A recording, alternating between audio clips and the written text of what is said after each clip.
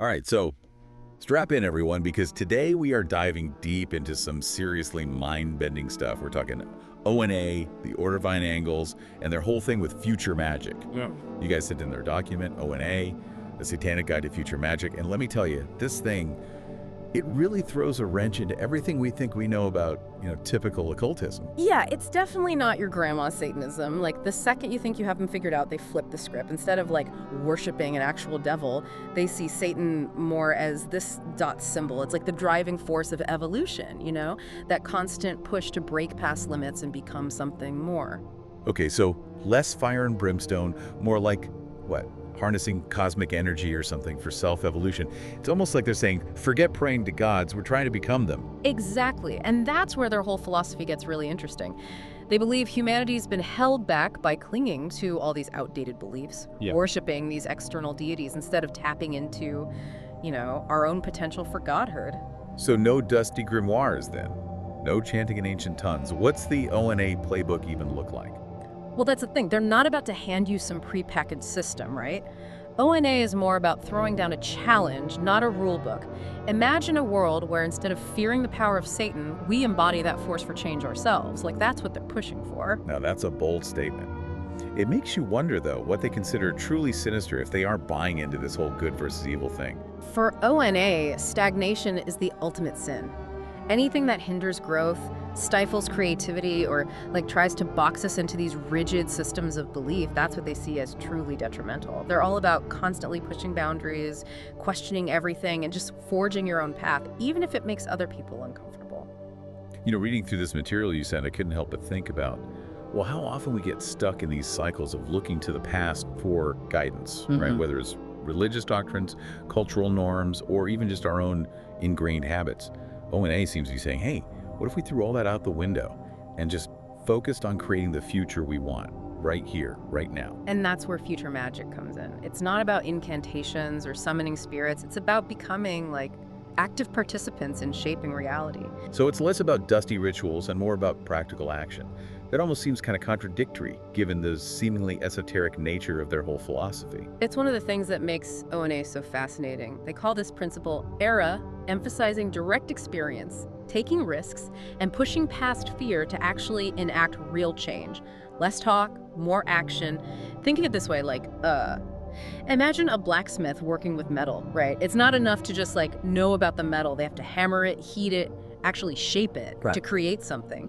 For ONA, future magic is that act of creation, but applied to reality itself. So instead of just, wishing for a different future, they're out there forging it themselves.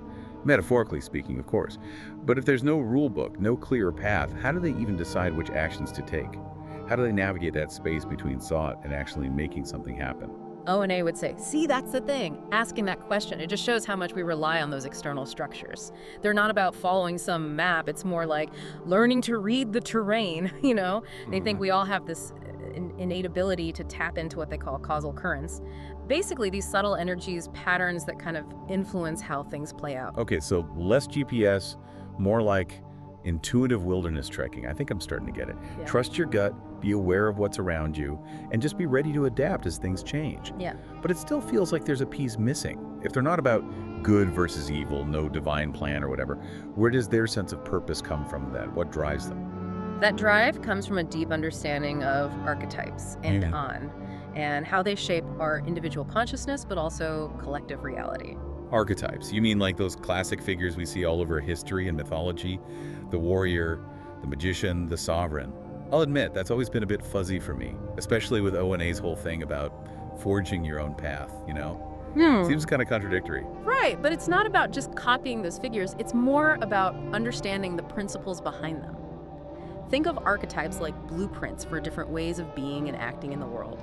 They represent all these different facets of human potential. So it's less about putting on a costume and more about embodying that archetype's core essence, like tapping into, say, the unwavering focus of a warrior or the boundless creativity of an artist.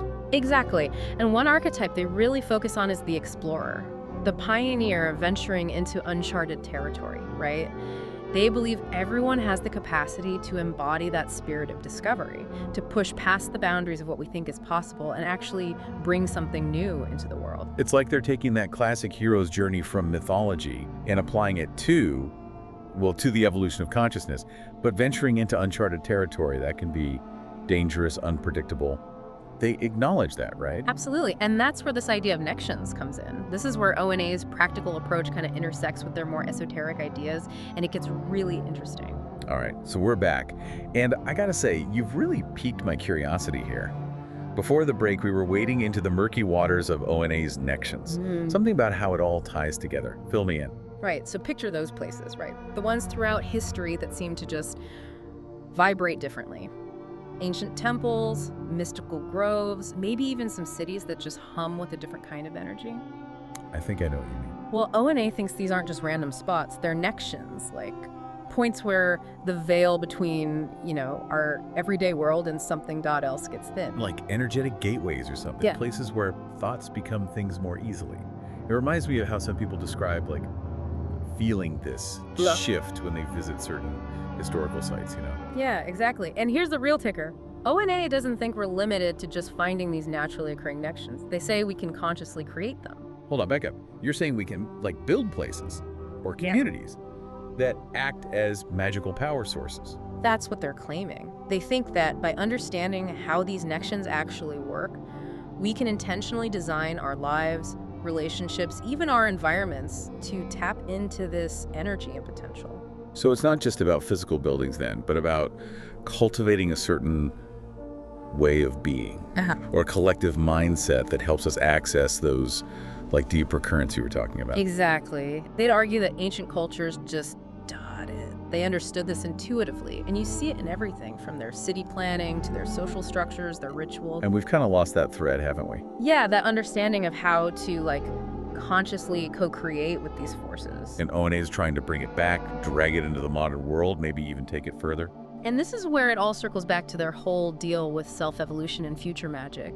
Imagine a world where instead of just accepting things as they are, we're consciously building communities, developing practices, embodying archetypes that amplify our creativity, resilience, our ability to shape the future. That's the potential they see in these nexions. So it's not about escaping from reality, but using these nexions as tools to actually change it. Exactly. Okay, so just to be clear, for ONA, future magic isn't some far-off mystical goal.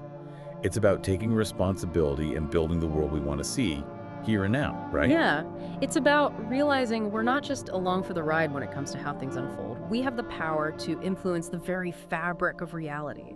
It's a pretty radical idea when you think about it.